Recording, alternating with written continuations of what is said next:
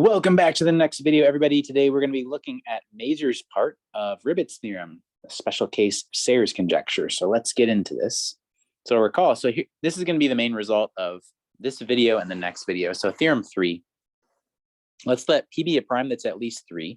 We'll let rho from GQ to GL2 of FP bar be irreducible and modular of some type n to 1 over QP bar, where n is square free, crucially.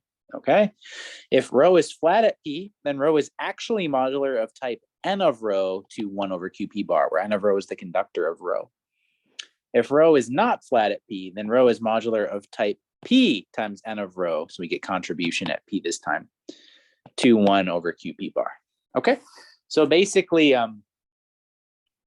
this is basically Ribet's theorem in a nutshell, and Mazur has a contribution to this, which is what we will be discussing today. And then tomorrow, we'll look at Ribet's contribution. All right.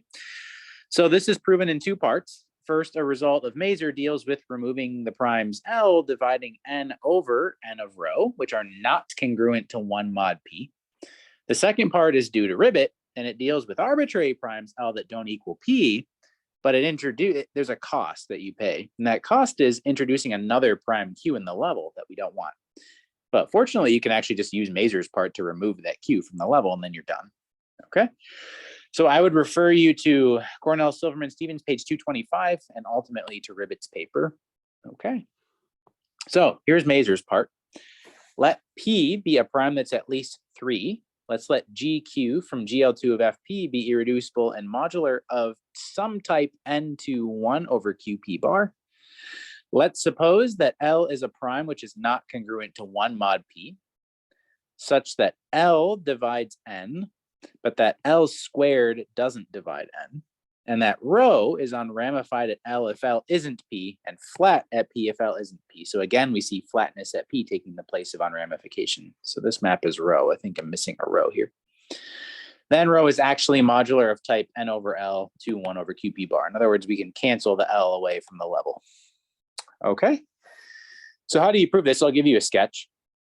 You have to know about neuron models. So the neuron model of a smooth separated scheme AK over the field of fractions K of a Dedekind domain R, like an abelian K variety, for example, which is where you often see this used, is a smooth separated R scheme with the following universal property called the neuron mapping property. Let's suppose that X is a smooth separated R scheme, and denote by xk the generic fiber of X, so the base change of X to K. Then any morphism over K from xk to AK should extend to a unique R morphism X to AR. So in other words, this square should commute uniquely. Okay. If you'd like to see the construction of a neuron model of, for an example, an abelian K variety, and even beyond that, you can check the BLR book on neuron models, so the Bosch book. You can also look at Silverman 2 for kind of the basic steps of the construction of the neuron model, but this is highly non-trivial. Okay, so neuron models exist. We're going to need that. Basically, you proceed by contradiction. So you let M be n over L, and you suppose that rho is not modular of type m to 1 over QP bar by way of contradiction. In Deligne-Rappaport and also Katz-Mazur, the authors construct x0 of n, the modular curve, more generically, as the model over the localization Z localized at L as a certain coarse moduli space. Okay. So in other words, you don't have to think of this as a complex curve or even as a curve over Q. You can think of it as a curve over spec Z localized at L as a moduli space.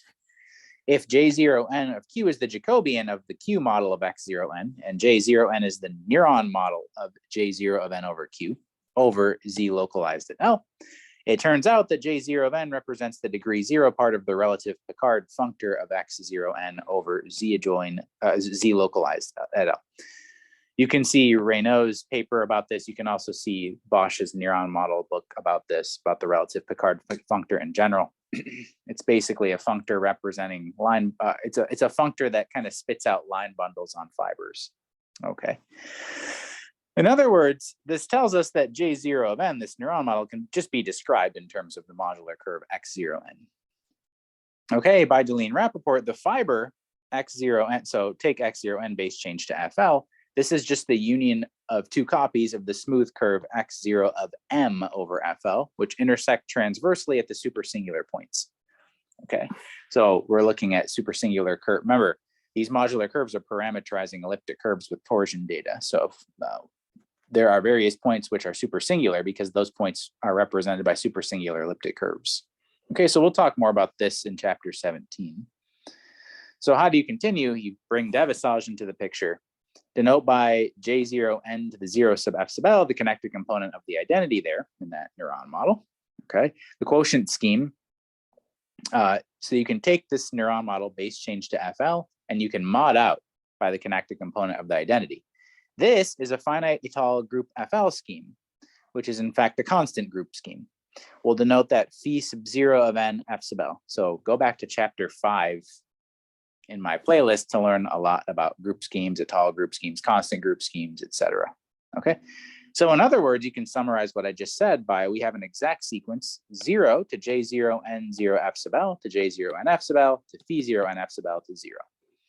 Now you've also got a normalization map. So remember, we have these two guys intersecting transversely. You have a normalization map x0 mfl disjoint union x0 mfl to x0 nfl. This induces another exact sequence, which we'll label 0 to T0 NFL to J0 N0 F sub L to J0 M squared F sub L to 0. So we've got these two exact sequences. Okay, what is this T0 N F sub L? It's just a torus whose character group HOM over F bar L from T0 N over F bar L to the multiplicative group G sub M F bar sub L can be identified with the group of degree 0 divisors on X0 M F bar sub L with support at the supersingular points. Okay. Now, let's let T0N be the Hecke algebra of level N, which we recall from chapter 3 of my notes is the subring of the endomorphisms of J0N over Q. Remember, you can think of, there's actually a Hecke action on this Jacobian here, which is defined over Q. So which subring of the endomorphism ring do we have? It's the one generated by the Hecke operators T sub n for n at least 1. The neuron mapping property of the Jacobian J0n implies that T0n, this Hecke algebra, acts on J0n, of course, right? So you can actually lift the Hecke action up to the level of neuron models, to the surprise of nobody. This action can be described explicitly by correspondence over Z localized at L. And the two exact sequences above that I gave on the last slide are compatible with this action. So everything works out nicely. Okay, look, we have rho is modular of type N2 1 over QP bar, right? That translates to the following in a more abstract setting. There is a maximal ideal M of the Hecke algebra T0n, an embedding of the residue field K, which is T0n mod M into FP bar, an integer D at least 1, and a two-dimensional K vector space V equipped with a Galois action such that FP bar tensored up to V, or I guess V tensored up to FP bar, gives rho under this action, the thing that's modular of type N2 1. Okay, such that what? Such that if you take, okay, so take the Q bar points of J0n and then this bracket M notation, which I'll explain what that means in a second. That is isomorphic to V to the D as K bracket GQ modules, so as K modules with a GQ action. What is this J0n of Q bar bracket M? It's the kernel of M. So it's the elements X such that Tx is 0 for all T and M. Remember, M is just a bunch of endomorphisms, so this makes sense. Okay, this guy is semi-simple, which that's proven in Boston, Leinster, Ribet. Okay, so we're gonna need it to be semi-simple for any of this to really make sense. Okay, in the case L isn't P, we're given that rho is unramified at L. This translates in this abstract setup to the fact that there's a unique finite étale K vector space Z localized at L scheme W, such that W, the Q bar points of W are just isomorphic to V as K bracket GQ modules. Now, it turns out if you choose an injection V into J0 of N of Q bar bracket M, this gives an injection WQ into J0 N sub Q. But then you have the neuron mapping property, right? So that this has to extend to a morphism from W to J0 of N. So in other words, you can ditch the Qs here. These are the generic fibers, okay? So we had an injection here. Is this injective? It turns out it is, basically because the P torsion of J0N is étale, okay? Okay, keep that in mind because we're gonna try something similar in just a minute that isn't gonna work quite this, it's not gonna work quite the same way. Using the first exact sequence above, So this guy here, so connected component of identity to full Jacobian to quotient. Okay, let's consider the image of the base change, W base change to F sub L, and phi sub 0 of n base change to F sub L. It turns out that because rho is irreducible, this image is actually trivial. So this is a big thing that Ribet proves. Okay, and so what that means is by the exactness of the sequence, W base change to F sub L just lands in that first part of the exact sequence, the connected component of the identity of J sub 0 of n F sub L. So again, you can see Ribet's RMR paper for this.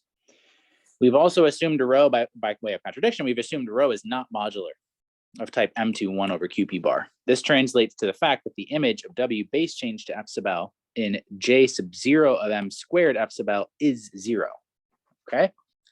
This means that W base change to F sub L lands in the torus T sub 0 of n F sub L by the second exact sequence above. This allows us to see with a little bit of elbow grease that Frobenius et al. Acts simultaneously as L times the Hecke operator T sub L. This is basically Eichler-Shimura, and as negative L times W sub L on T sub 0 of n, that basically the F bar L points of T sub 0 of n base change to FL bar, where W sub L is the scalar Aitken-Lehner involution of chapter 3 of my notes. Now, this implies that L is equal to determinant of rho of Frobenius at L, but that this determinant is also equal to L squared, which contradicts the fact that L isn't congruent to 1 mod P. You can't have L equals L squared here. So that will be our contradiction. This first equality here comes from the fact that rho has cyclotomic determinant, okay? And then the second equality here is the equality of these two actions, all right? Combined with the fact that WL has determinant 1 as an operator on the Jacobian. We're working residually here. Okay, if you like, you can see Diamond and M page 55 and plug in K equals 2 to see why that's true. Okay, so basically you'll have determinant of L times a determinant 1 operator. If you know your linear algebra, the negative L comes out as L squared. That's where you get the L squared from. Okay, so I'll also refer you to Jolene Rappaport and to the image of Mazur's Eisenstein ideal paper, along with, of course, Ribet's paper itself for far more details about this. All right, so there's our contradiction. That was only in the case L doesn't equal P, though. What happens if L is P? Well, we're given that rho is flat at P. So that tells me that if WQ is a finite K vector space Q scheme such that the Q bar points of W sub Q are isomorphic to V, then W extends to a finite flat K vector space Z localized at P scheme. That's what flatness means, right? Since P isn't 2, results from Raynaud, so which we actually looked at in chapter 5, we saw this theorem, show that this extension is unique, okay? If I choose an injection, V injecting into J0n of Q bar bracket M, this extends to an injection from WQ to J0n sub Q, much like before. Okay, now here's the key. You need to extend this to the neuron models. You want this to extend to a map from W to J0n. In RMR, Ribet shows using results from SGA7, chapter 9, that this map actually does extend to an injection. W injects into the neuron model J0 of n. And you might think, well, sure, isn't this just the same argument before? Don't you just have the neuron mapping property?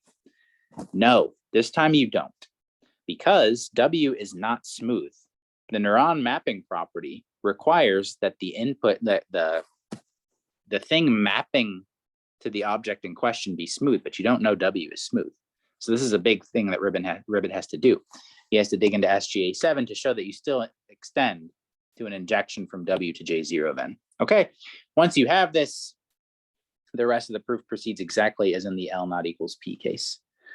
All right, so this was a pretty technical video. Most of my videos won't be like this, but there you go. So there's Mazur's part of Ribet's theorem. Next video, we'll look at Ribet's part of Ribet's theorem. All right, so I'll see you then, and thanks for watching.